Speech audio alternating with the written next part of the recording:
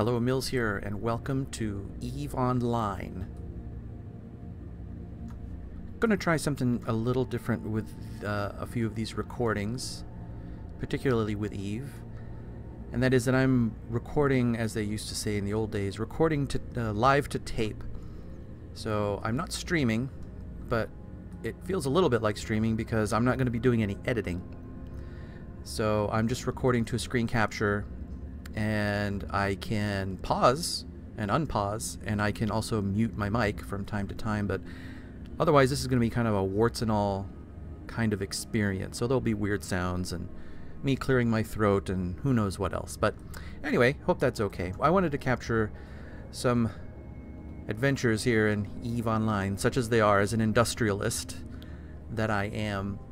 I guess a little bit of background here. I wonder if that's, no, not history, character.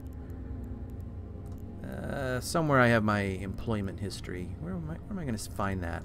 Well, anyway, I played EVE Online for a few months, many years ago. I think it was in 2010, and I played a few months. I don't remember how many. I was doing planetary interaction, and which was relatively new, I think, at the time. And then I picked it up again. Here we go. I picked it up again in October of 2018. So as you can see, let's see. Yeah, here we go. Oh, you know what? I have tools. Let's see if this works. This is just the Windows magnifier. Hey, look at that. Nice and big. Yeah, so what is this? June 29th. And then I moved to the Dead Workers Party Corporation. In EVE, you have to belong to a corporation, whether it's an NPC corp or a real corp. And Dead Workers Party was the group that I was playing Minecraft with. And then yeah, back in well, let's see. I guess that's, well, it's almost a year actually playing before I stopped. So this doesn't tell me when I stopped playing. But wow, it was a year. That's longer than I remember it being. But then I picked it up again. I was kind of curious what the environment was like because EVE Online went free to play for a certain level of character. You could be an alpha character and you could play for free, and then you could pay the monthly subscription. It's an MMO, and you can play the monthly subscription in order to get access to the full functionality, and skill training is faster and stuff like that. So that's called Omega. So Alpha is the free one, Omega is the paid one. So I am Omega, which I think it says here somewhere, right here. Current state.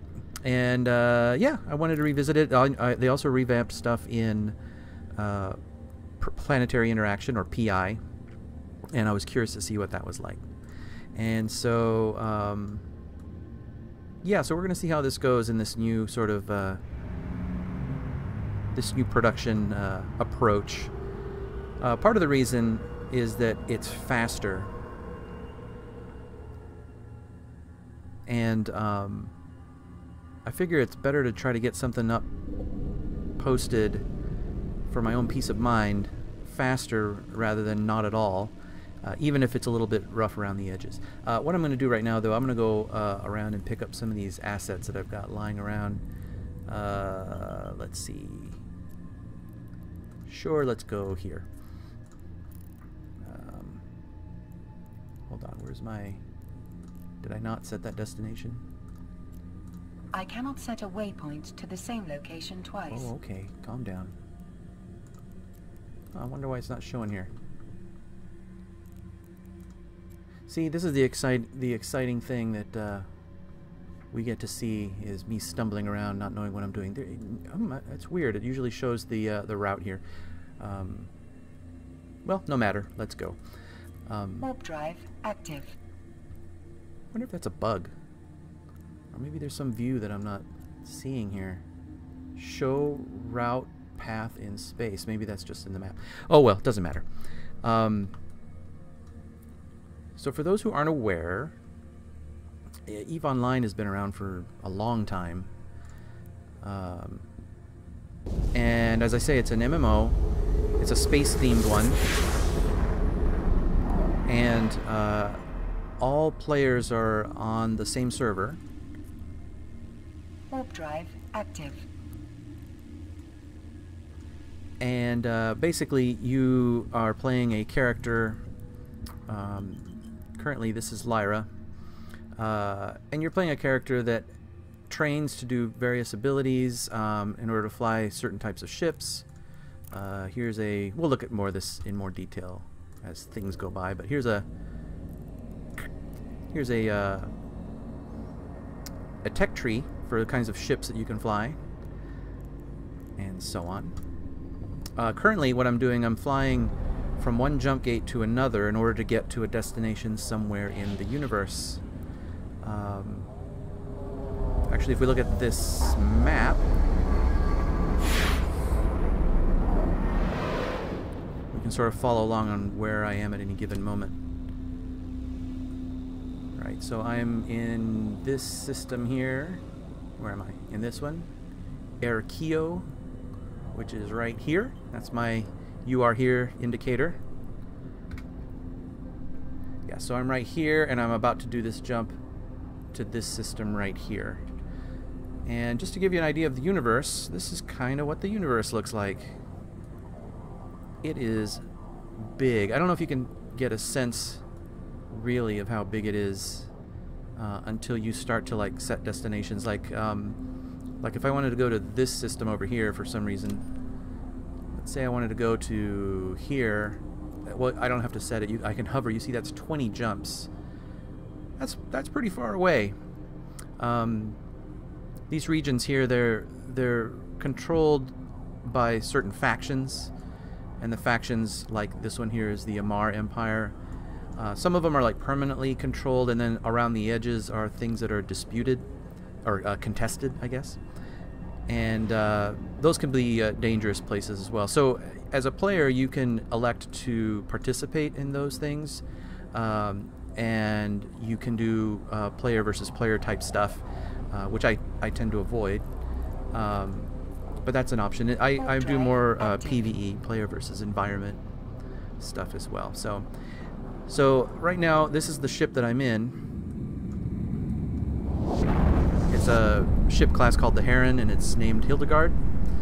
And I'm zipping around to that destination that it won't show me the path here for some reason.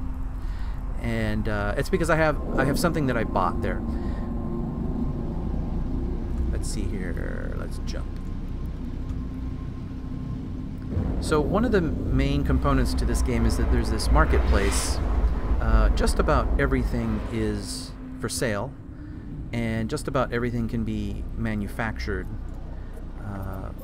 There is a marketplace that looks kind of like this, where you've got all these different items, and there are just thousands and thousands of items. So if you decided you wanted to buy a, let's say you wanted to buy a ship, and you wanted to buy a battle cruiser, and it was going to be a standard battle cruiser, and it was your faction. I'm Kaldari, and I want to buy a Drake.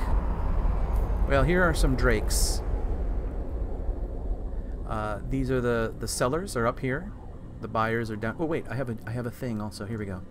The sellers are here, and the buyers are here, and we are looking at just one region here, which is this Lone Trek region, which my home is in Lone Trek, and basically this is ranked. I mean, you can sort it however you want, but currently the cheapest Drake that I could buy in this region is going for 30 million ISK.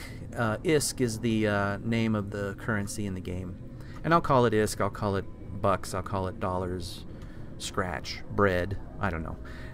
It all means the same thing. It's the money. But yeah, I can buy, if I want to travel 15 jumps from where I am right now, I can buy one of these units for 30 million ISK. What do I have?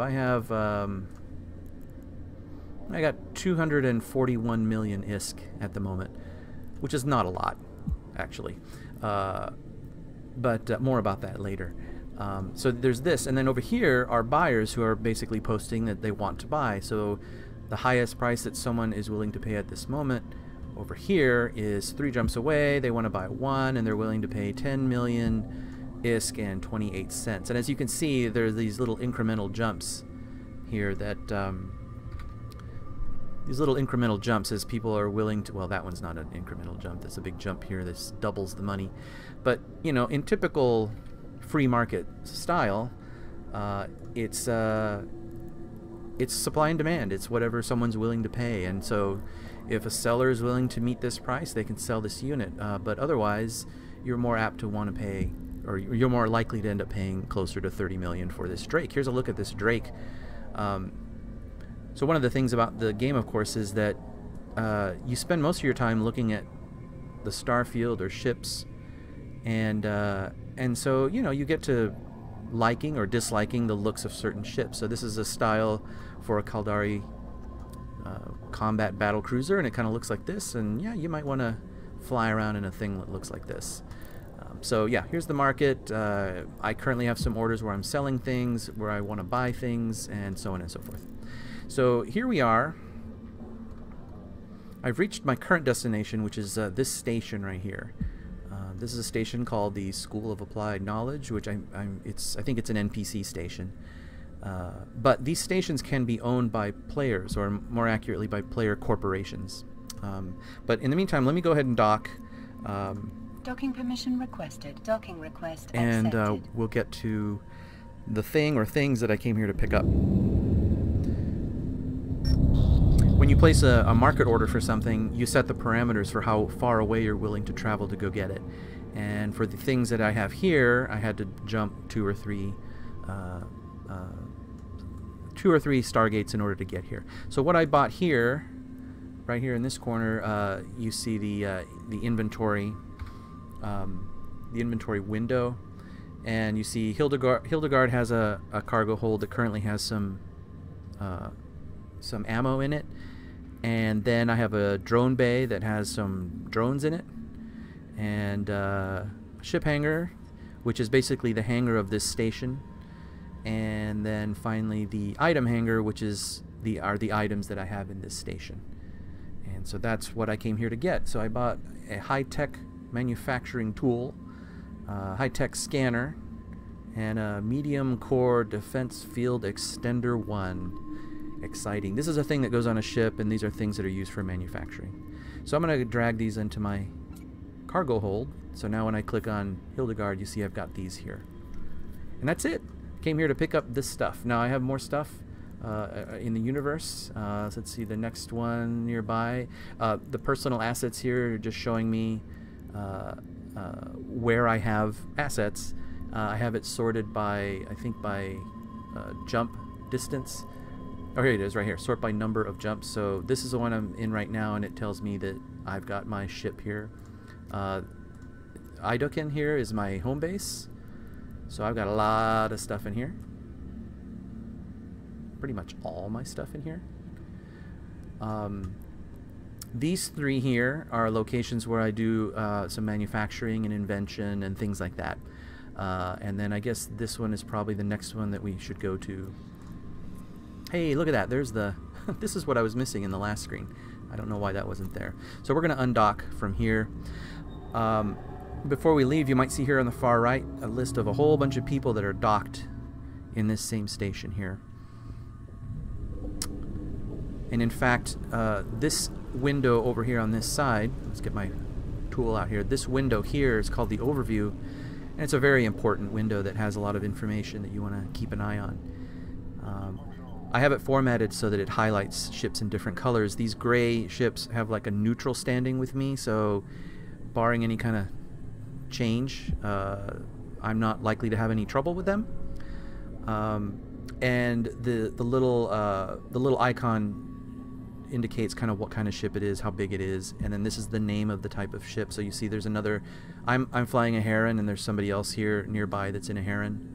The sort currently is by distance, so I'm 0 meters from the station, and these people are also nearby, as well as all these other features too. There's, what are these, secure containers and mobile depots and just all kinds of stuff out here.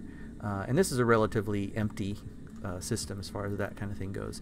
But if I wanted to look at this Bantam here, I could click on it and go look at, and it'll zoom me in right to this one. This is, what is it, Neonia Shihari's Bantam.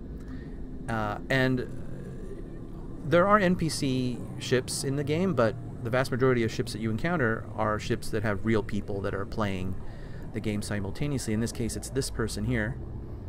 And, you know, they might be fairly new. A Bantam is like a starter ship, I think. And they've been a member of this corporation for one whole day.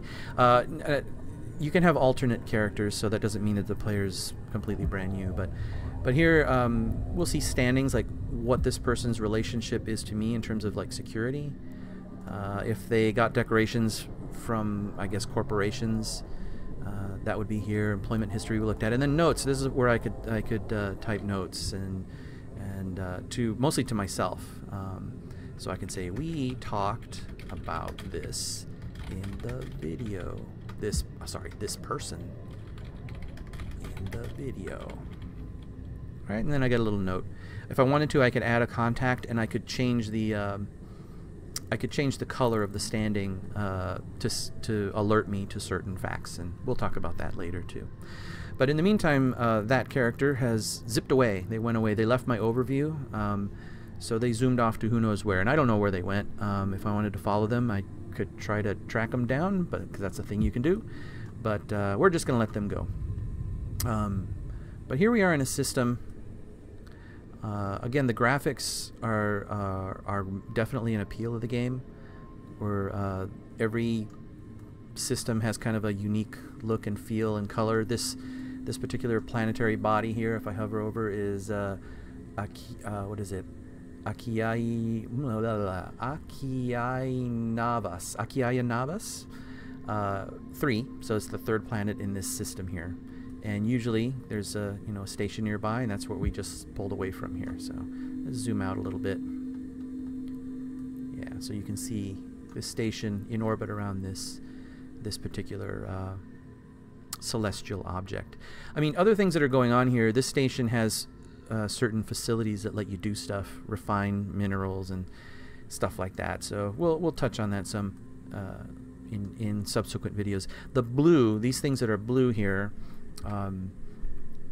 They are part of the NPC police force, and security level is very important in the game. You want to be aware of the security level of the system that you are in. In this case, I'm in a system security level. Oops. Let's get rid of that. Let's see. Here we go. No. It still thinks I'm...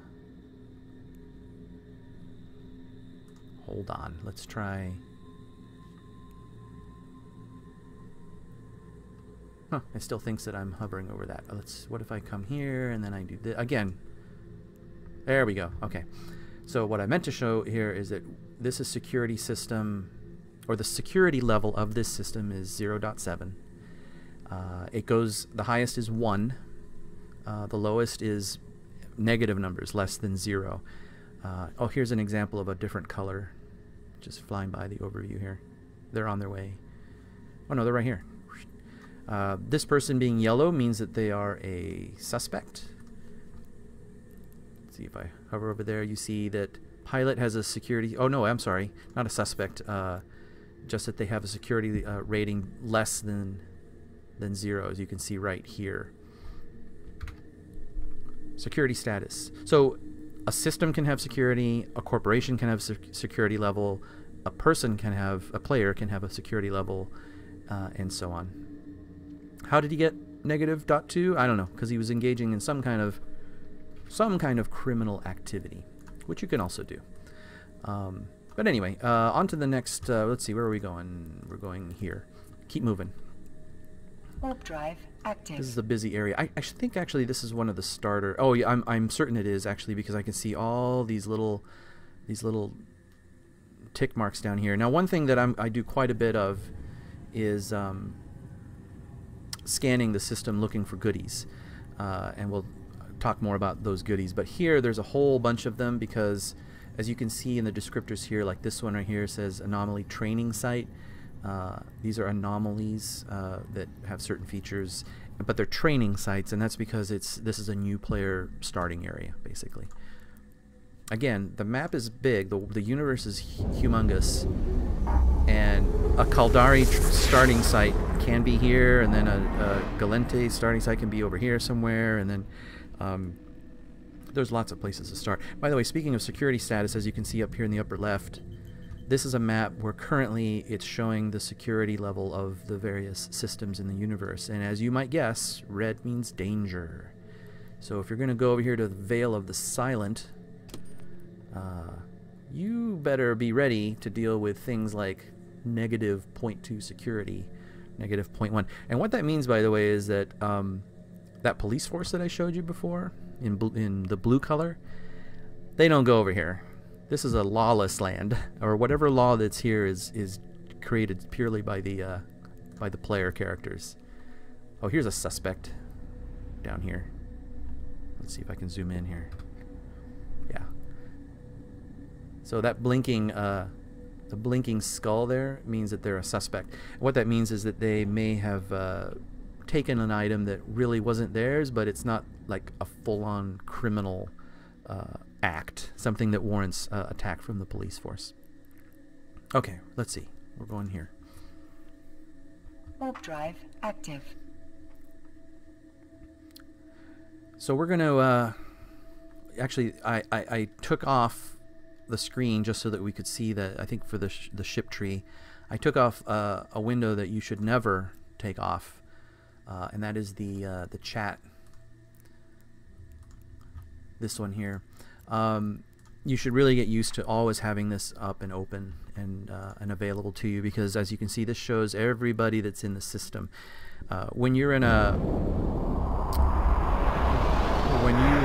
a high security or low security system, it'll still show you everybody who's in that system, and there could be some names here that have some highlights that are things that you are interested in. Like if, you know, I flagged Pinky here and said Pinky is someone who killed me once for no good reason, I may have that here in the notes, and I may give them a standing and add them as a contact, where I give them one of these standings, and if it's a terrible standing like this one here, then Pinky here would show up in red, and I might want to know that.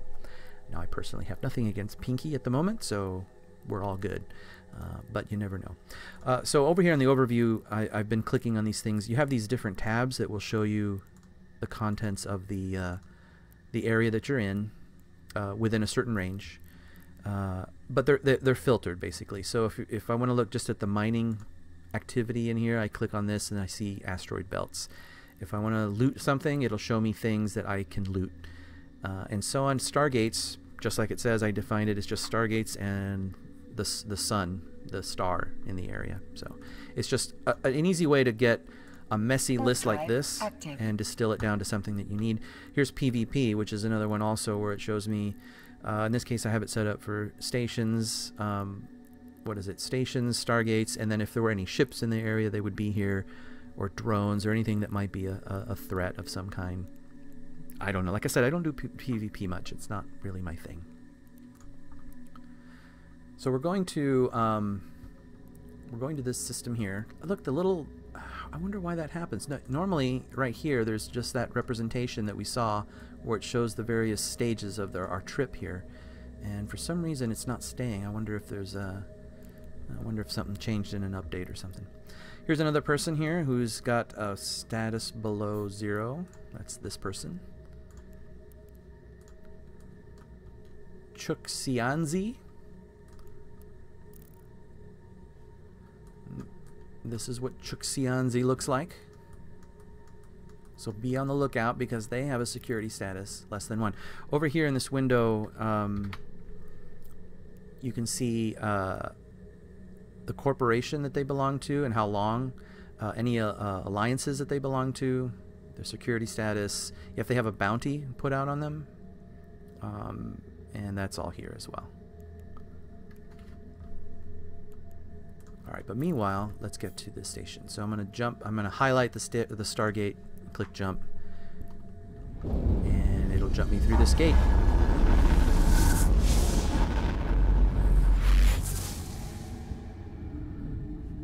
Alright, and so I'm in the destination system. See, you got some guys flying around here. I don't know who this is. Oh, that's a Caldari Navy. So this is an NPC. That's a customs agent. This here is a sentry gun. Here, let's look at it. So that's a sentry gun. And so if somebody was starting to do some illegal activity here in this level 1 security system, this gun here would probably open fire on them, blow them up, or at least do the best it can to do that. I'm cloaked.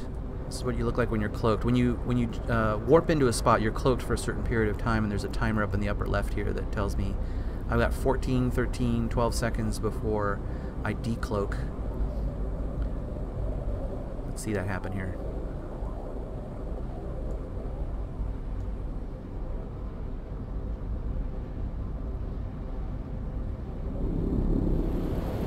Okay. So I decloak whether I want to or not because the timer ran down. Now I show up on the overview for people, and I'm also targetable. So when you're cloaked, obviously it's safer than when you're not. So let's zoom. Let's warp over to this station. Warp drive active. The School of Applied Knowledge. I don't know. I forget what's there, but oh yeah, we're getting another high-tech manufacturing tool. I think I need like 100 of these, actually, for a thing that I'm doing. So I'm going to be collecting a lot of these from all over the place. Look at all these ships. Is this another training school? I don't know. Maybe. Some of these ore sites are tempting. Normally, like over here in the overview, we've got asteroid belts that regularly spawn and respawn so that you can mine minerals. But in high-sec space, which is pretty much the only place I venture into, again, I'll talk more about that later, the resources, there's my kitty meowing, the resources aren't that exciting here. They get the job done, but they're not real lucrative. Whereas these anomalies that show up here from time to time, you see you've got combat sites and you've got ore sites. These ore sites here might be much more lucrative, which means money. Or let's see, the symbol is, let's see, I've never drawn this symbol. There we go, ISK, money. So that's why that is, that's why that's tempting. But nope, gotta focus. I am here to do a job. Docking permission requested. Docking request accepted. Here's the station, by the way.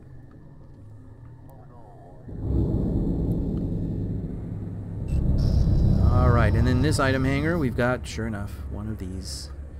Pretty exciting. Now I've got two. I forget, let's see, the market will tell me, what is this, high-tech manufacturing? Yeah, look, see right here, I'm meant to buy 100, and so far I only have purchased 12. And I'm paying 570,000 ISK for them each. Look at this. I want to buy, apparently I want to buy a medium drone mining augmenter 2. I want to buy one, and I'm willing to pay 10 million ISK for it. That's expensive. But something like this will help speed up mining and things like that. So that's why I would want to buy such a thing. But let's see, I wanted to show, oh yes, here in the station again, it shows a list of folks who are currently docked here. This is a lot of people. Normally in the stations I travel in, there's just one or two, or just me. But all these people are docked here. Let's lock this again. And yeah, I think I'm going to keep going around, hitting a few more stations, and going to try to keep these videos short. Again, because they're kind of edited, or rather unedited and raw, I don't want them to overstay their welcome. So I'm probably going to zoom around and pick up these other assets. Again, I have, let's see, I've got, there are two more of these doodads. This, what is this? Oh, that's another expensive rig for the ship. This one here, another high-tech scanner, and then, oh, this one is just a placeholder. I used to do mineral reprocessing or refining here, and I just kept a token, 1 unit of each, just so that I could remember where that was. I can, window here has like a bookmarks for various places, so I can always get back to it no matter what. But as you can see, home here is in Iduken 7, Moon 7, and I can always just set a destination for there and see the path. I'm going to try to figure out why this keeps disappearing, because I like seeing this, because I like seeing what kind of security area I'm headed into. If I'm not mistaken, one of these is kind of lowish. Was it this one? Yeah, this one's going to take me to 0.4 security, which is not that low. But when you're, you know, when you're a chicken like me, you want to be careful when you start going into these .4 regions, because what happens is that people play the game that will just, you know, attack you if you look like a good target, and they will either flee the conquered police force, or they'll defeat them, or I don't know what, or they'll just blow up, and they have so much money they can just buy new ships and they aren't fazed by it at all. So anyway, I think we'll pause on that note. I wanted to mention the music playing in the background is Robert Rich, and here's a Bandcamp link, and specifically to the music that's playing, and you should buy all of his stuff because it's all really good. Let's see, I'm trying to think if there's anything else in particular. Nope. Anyway, if hopefully these are, you know, somewhat interesting. Again, I'm mostly doing it just to kind of document my experience, and we'll try to capture a few things as they occur and see how it goes. So until next time, though, thanks for watching.